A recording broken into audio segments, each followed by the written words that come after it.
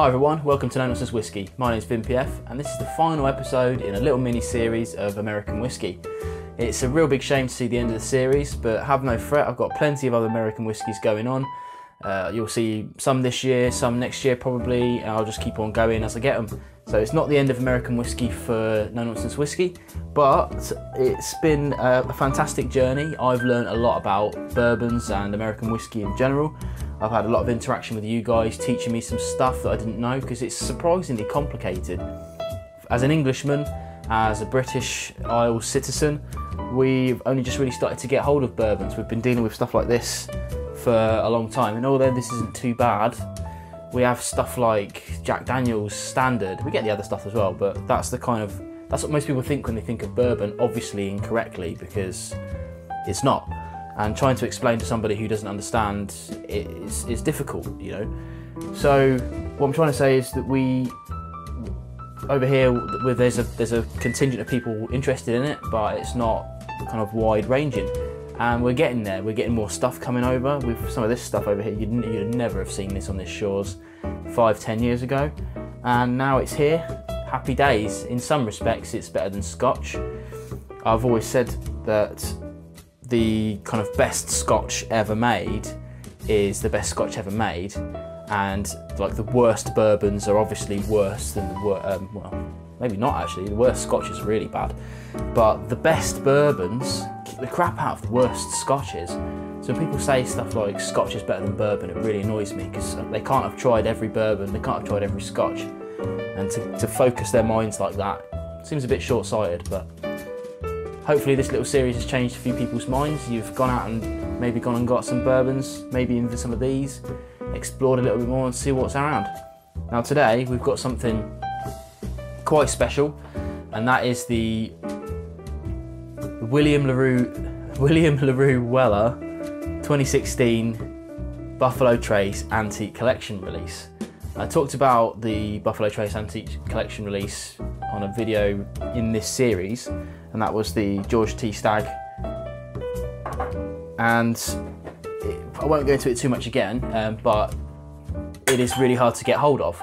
It's just one of those things. It gets released once a year, it sells out immediately. In this country at least, we do lotteries, so the major shops, the major retailers will have maybe 1 or 2 bottles, or even 3 bottles of each of them, and they'll split the 3rd bottle up into sample sizes so that more people get to try it, because whiskey's for the drinking, not for the hoarding. And just if you bear with me for a moment, I'm going to get on my soapbox here, but a man called Jim Murray voted the 2015 release of this whiskey the best whiskey in the world in 2016, and it sent this brand through the roof. You know, you can't get it for love nor money anymore. Thousands of people go in for the single bottles, and it finds its way onto auction sites immediately, and those people ought to be ashamed of themselves. Let's be honest about it, because I've just checked today just to get the price of this. It's £300 to £400. It's a different age to last year's one. It's a different beast altogether, and it's going for like £300 to £400 for a bottle of whiskey. And I've seen the 2015 release, although it's a similar sort of price on the auction sites, but I've seen it going for £1,000, and people are paying this sort of money just to have this bottle and to flip it on for more money. Buy these bottles, love them, drink them. They're good whiskies, these five BTACs. Anyway, soapbox over. Hope you forgive me for that, and we'll move on to the dram itself.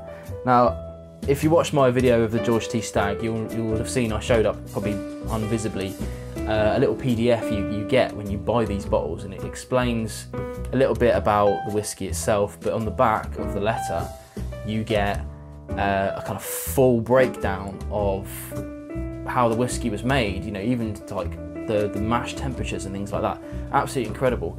You can find these just by Googling them. They're scanned in on the Buffalo Trace website. They're not ashamed of sharing the love on it, and it's just an absolutely fantastic way of selling your whiskies.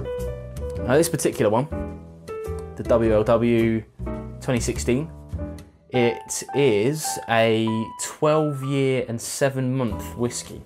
So it was distilled in 2013 and bottled last year. So it's, yeah, 12 years, 7 months at stage of bottling. It's also at, I have to check, I've forgotten the number, 67.7% ABV, which is an absolute monster, by the way. That's absolutely huge. It's not the biggest ABV we've had.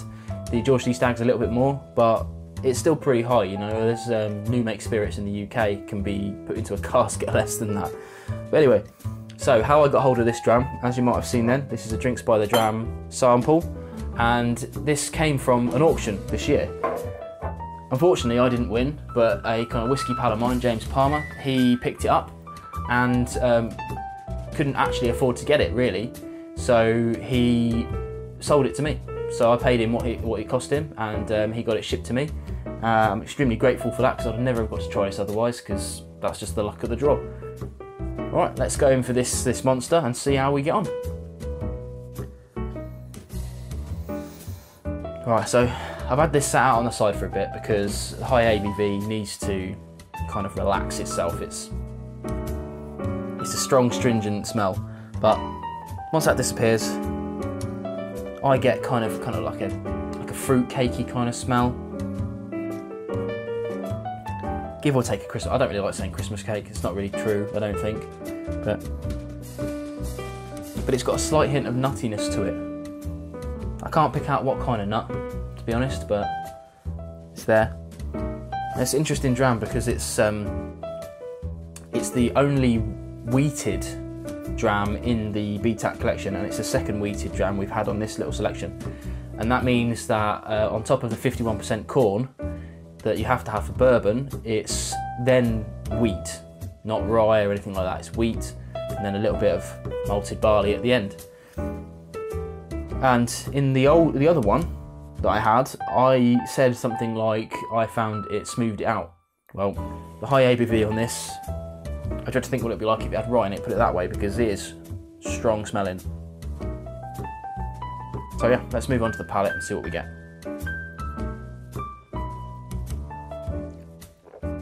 Now you've got to be really careful with this because it is high ABV. I got a little bit of alcohol in my eyes then as I swigged. I've said that. This probably should be a dram that you add water to. Now, for the sake of these videos, I don't add water to these. I am starting to experiment with water a little bit. Don't hold me to it though. Thanks to some chats with a friend of mine called Roy. Shout out to you, man. But I'm not quite ready to start doing tasting notes with water yet. I don't feel like I'm experienced enough of the practice, but I am getting there.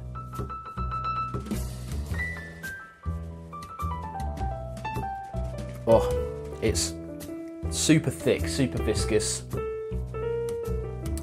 There's some fruits in there. It's peppery, a little bit of strong cinnamon, but there's a horrendous amount of spice.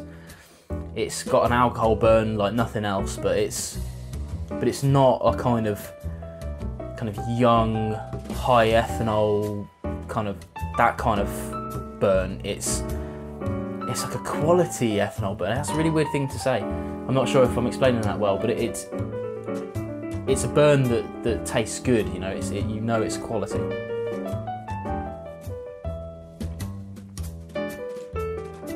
Oh. Now, in terms of finish, it just goes on and on and on, but it moves down your tongue as well. The tip of my tongue stopped, middle of the tongue still going, throat still going. Feel it down here. Nice little winter warm at that. I'm drinking it in the mid of July, but that's another thing.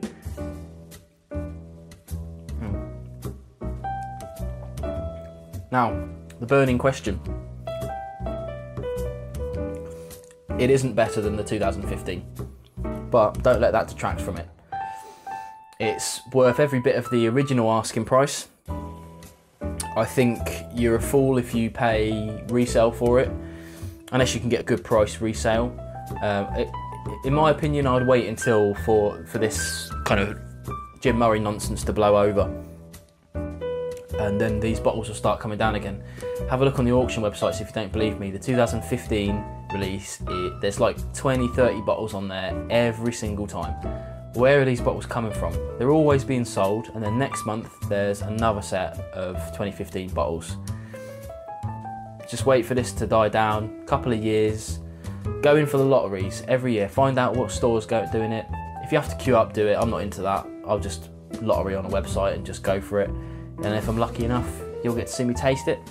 We'll see. But yeah, it's good. Drink, don't resell.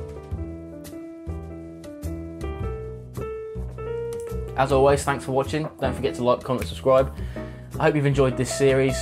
Hopefully I'm going to put together a little bonus episode for the next release window, and then I'm going to be back to normal videos once a week on a Thursday. Start doing random stuff again, scotches, Japanese whiskey, Irish, all the stuff. In fact, I'm going to try and do a bit of kind of a world whiskey thing and try and get some really obscure things that hopefully you guys haven't seen before. I think that's what you like watching, so we'll see. Thanks for watching again, and I'll see you again on another Nonsense Whisky review.